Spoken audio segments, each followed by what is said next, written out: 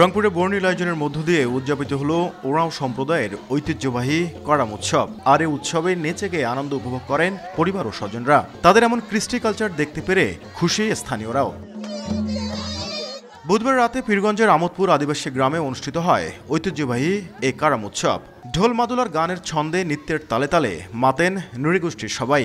সংঘবদ্ধ হয়ে আমরা সকলে ওই গল্প শুনবো যে এখানে এই বিশ্বকর্মা পূজা কোথা থেকে এসেছে, কিভাবে এসেছে, কে পালন করেছে, এই উপলক্ষে এখানে বলা হবে। আমরা সকলে একসাথে নাচ গান করি।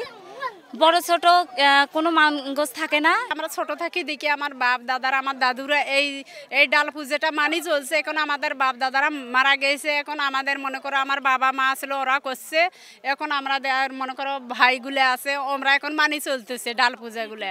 কারাম ওরাও সম্প্রদায়ের সবচেয়ে বড় ধর্মীয় উৎসব।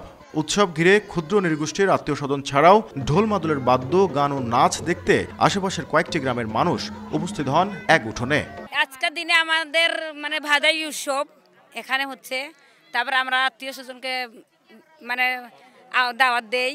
আত্মীয় স্বজন আমাদের বাড়িতে আসে, অনেক আনন্দ করি। আত্মীয়দের আনন্দ হয়, আমাদেরও আনন্দ হয়। 2 দিন ধরে আমাদের হচ্ছে এখানে উৎসব হয়। প্রথম দিন হয় আমাদের হচ্ছে জাগরণী খেলবিয়ান, যাকে আমরা আদিবাসী ভাষায় বলি। আর দ্বিতীয় দিন আজকে হচ্ছে মূল পর্ব, কারামের হচ্ছে মূল পর্ব হবে।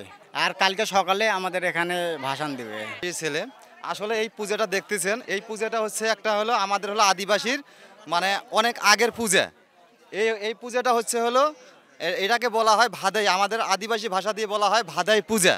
এটা হচ্ছে গাছের ডাল দিয়ে আমরা পূজা করে থাকি। প্রতি বছরে ভাদর মাসে এই পূজাটা আমরা করি। প্রতি ভাদর মাসে এই পূজাটা হলো ভাদাই পূজা বলা হয়। দিনব্যাপী নানা আয়োজন শেষে সন্ধ্যা থেকে বাড়ির আঙ্গিনায় ধর্মীয় আনুষ্ঠানিকতা পালন করেন তারা। পরে নিজস্ব সংস্কৃতির গান আর বাদ্যের তালে তালে নেচে গিয়ে আনন্দ ভাগাভাগি করেন ওরাও সম্প্রদায়ের মানুষ। নাজমুল ইসলাম নিশাত, সময় সংবাদ, রংপুর।